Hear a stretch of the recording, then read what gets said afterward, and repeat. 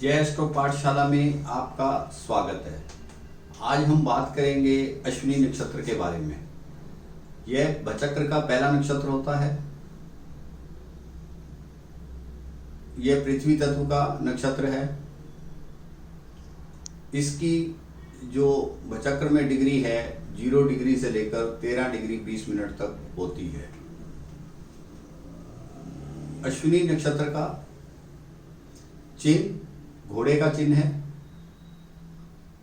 घोड़े के सर का जो है आकार वो अश्विनी नक्षत्र का चिन्ह कहलाता है। अश्विनी नक्षत्र का रंग लाल है, रक्त वर्ण है इसका। अश्विनी नक्षत्र के देवता अश्विनी कुमार जी,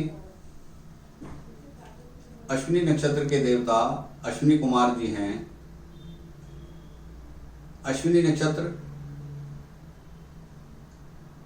मेल नक्षत्र है। अगर योनि के हिसाब से इसे देखें तो ये मेल नक्षत्र कहलाता है। अश्विनी नक्षत्र राशि इसकी मेष राशि होगी हमेशा, क्योंकि ये मेष राशि में ही हो सकता है। मेष राशि हमारे भचक्र की पहली राशि है। मेष राशि हमारे भचक्र की पहली राशि है और इसकी जाति वश्य जाति है। इसकी जाति वश्य जाति है। और अगर इसको हम योनि के हिसाब से जाने, जैसे 14 योनि होती हैं, तो ये अश्व योनि का है। अश्विनी नक्षत्र अश्व योनि का नक्षत्र है। इस नक्षत्र का स्वामी केतु है और राशि का स्वामी मंगल है। यदि हम नक्षत्र के स्वामी की बात करते हैं तो इस नक्षत्र का स्वामी केतु है और राशि का स्वामी मंगल है, क्योंकि ये मेष राशि में है। अब नक्षत्र के हिसाब से हम नाम भी रखते हैं, क्योंकि हम इसको चंद्रमा का नक्षत्र मानकर चल रहे हैं कुंडली में, कि यदि चंद्रमा मेष राशि में 0 डिग्री से लेकर 13 डिग्री 20 मिनट तक हो तो वो अश्विनी नक्षत्र के अंतर्गत आएगा। तो नाम अक्षर इसके क्या होंगे? इसके नाम अक्षर हो सकते हैं चू, चे, चो, ला। इन अक्षरों में से कोई नाम हम रख सकते हैं यदि हम इसका नाम जन्म राशि के हिसाब से रखना चाहें तो। और इसकी प्रवृत्ति क्या है? देव प्रवृत्ति का है। गण जो है इसका देव है। जैसे गण 3 तरह के होते हैं, आप जानते हैं, देव, राक्षस, मनुष्य। तो ये देवगण के अंदर आता है। नाड़ी इसकी आद्या नाड़ी है। आद्या नाड़ी वात प्रकोप के लिए देखी जाती है, तो नाड़ी इसकी आद्या नाड़ी है। ये भी हमें ध्यान रखना होगा कि किस नाड़ी के अंतर्गत ये आता है। अब हम इसके स्थान की बात करते हैं कि इसके कौन कौन से स्थान हो सकते हैं। बस या ट्रेन छूटने का स्टेशन, बस अड्डा, जहां से बसें और ट्रेन बनकर चलती हैं, यह उसका स्थान हो सकता है।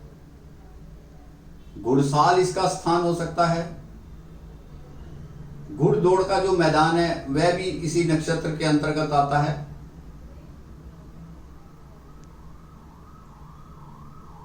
और जो जड़ी बूटियां हैं उनकी वाटिका या बगीचा है वह भी इसके अंतर्गत आता है। स्थान के अंतर्गत जड़ी बूटियों का जो वाटिका स्थान होगा उसको हम कह सकते हैं कि ये अश्विनी नक्षत्र का स्थान है। अश्विनी नक्षत्र खेलकूद मैदान का भी स्थान है। ट्रांसपोर्टेशन का भी स्थान है, जहां से ट्रैफिक गाड़ियां आती जाती हैं, वह स्थान भी है। यह बच्चों का प्ले ग्राउंड भी है। और प्रजनन कक्ष भी इसके अंतर्गत आता है। अश्विनी नक्षत्र के अंतर्गत प्रजनन कक्ष भी आता है। उसके बाद बात करते हैं हम इसकी स्वभाव कैसा होगा। इस नक्षत्र का स्वभाव कैसा होगा? स्वभाव के बारे में यदि बात करें तो चंचल प्रवृत्ति का होता है। इसको तेजी रहती है, उत्सुकता रहती है कि ये भी कर लूं, वो भी कर लूं, हर कार्य को करने में इसको जलती रहती है। तो इस प्रकार का इसका स्वभाव होता है। अश्विनी नक्षत्र के स्वभाव की बात कर ली हमने। उसके बाद हम बात करते हैं व्यवसाय की। अश्विनी नक्षत्र, जो जन्म नक्षत्र जिसका अश्विनी नक्षत्र है, वो किस तरह के व्यवसाय कर सकता है। ऐसा जातक पुलिस में हो सकता है, सेना में हो सकता है, कोर्ट में हो सकता है, रेलवे में हो सकता है,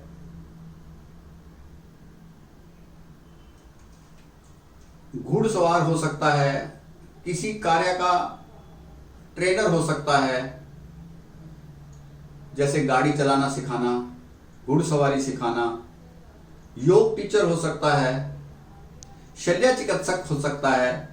इस तरह की व्यवसाय की गतिविधियां अश्विनी नक्षत्र वाले जातक की होती हैं। इस जातक का पर्सनैलिटी से क्या मैच होगा? आंखें इसकी बड़ी बड़ी होंगी, माथा इसका चौड़ा होगा, आंखों में चमक होगी और इसमें प्रभावित करने की क्षमता होगी। किसी को भी कार्य से, अपने कार्य से प्रभावित कर सकता है और इसकी चिकित्सा में रुचि रहती है। जातक की चिकित्सा में रुचि रहती है। अश्विनी नक्षत्र के अंतर्गत आने वाले जातक विशेषतर जो अंग का हिस्सा होता है वह हमारे घुटने होते हैं, क्योंकि अश्व इसका चिन्ह है। अश्व हमेशा खड़ा रहता है, वह खड़ा खड़ा ही सोता है। घोड़ा हमेशा खड़ा खड़ा ही सोता है और उसका काम पावर है, भागना है। तो अंग, इसके अंग जो हैं घुटने हैं और घुटने मजबूत होंगे, जातक हर कार्य को करने में दक्ष होगा और हमेशा उत्साहित रहेगा कार्य को करने के लिए। अब हमें यह भी देख लेना चाहिए, जिसका अश्विनी नक्षत्र है या मुहूर्त में अश्विनी नक्षत्र है तो हमें कौन कौन से कार्य करने चाहिए। शुभ कार्यों के लिए इसे माना जाता है शुभ आरंभ है, क्योंकि यह पहला नक्षत्र है, कार्य का आरंभ है। शुभ कार्यों के लिए इसको, कोई भी शुभ कार्य करना हो तो इसको लिया जाता है। जैसे बीजों का बोना, खेती में बीजों का बोना, इस प्रकार के कार्य इसमें किए जाते हैं। या कोई शुभ कार्य हमें जो करना है, उसका शुभ आरंभ करना है तो उसके लिए इस नक्षत्र को लिया जाता है। वाटिका के अंदर अगर हमें वाटिका बनानी है, उपवन बनाना है, तब भी इस नक्षत्र को प्रयोग में लिया जाता है। इसको कुछ विद्वान गंडमूल भी मानते हैं। गंडमूल की वजह से वो पहला चरण इसका छोड़ देते हैं कि यदि हम अश्विनी नक्षत्र में कुछ कार्य करने जा रहे हैं तो पहले चरण को हम छोड़ देते हैं, अवॉइड कर देते हैं, क्योंकि वो गंडमूल का है। और इसमें वर्जित कार्य कौन कौन से होंगे? जैसे मैंने अभी आपको शुभ कार्य बताए, कलश की स्थापना भी इसमें कर सकते हैं। वर्जित कार्य कौन कौन से होंगे जो नहीं करने चाहिए? ऐसे कार्य जिनका समाप्ति की ओर है, जो कार्य समाप्ति की ओर है, उनको इसमें नहीं करना चाहिए, क्योंकि ये आरंभ का नक्षत्र है। इसमें समाप्ति वाले कार्य नहीं करने चाहिए और इसमें वो कार्य भी नहीं करने चाहिए जैसे नशेखोरी के कार्य हैं, चंचलता के कार्य हैं, वह कार्य भी नहीं करना चाहिए। अगर किसी जातक का अश्विनी नक्षत्र है तो उसे नशाखोरी से बचना भी चाहिए। अश्विनी नक्षत्र थोड़ा सा इस मामले में कमजोर पड़ जाता है, क्योंकि चंचल है, वो किसी भी तरफ जल्दी मुड़ जाता है, भावनाओं में बह जाता है, इमोशनल है। अश्विनी नक्षत्र, इसका स्वामी केतु है, तो इसकी दिशा क्या है? यदि हम दिशा की बात करें तो इसकी दिशा हमारी कुंडली में केंद्र है 1, 4, 7, 10। और इन दिशाओं के स्वामी, जैसे पूर्व दिशा का स्वामी सूर्य है, यदि वहां पर है तो सूर्य के प्रभाव में होगा, सूर्य के दिशा में होगा। यदि चौथे भाव में है तो उत्तर दिशा से प्रभावित होगा।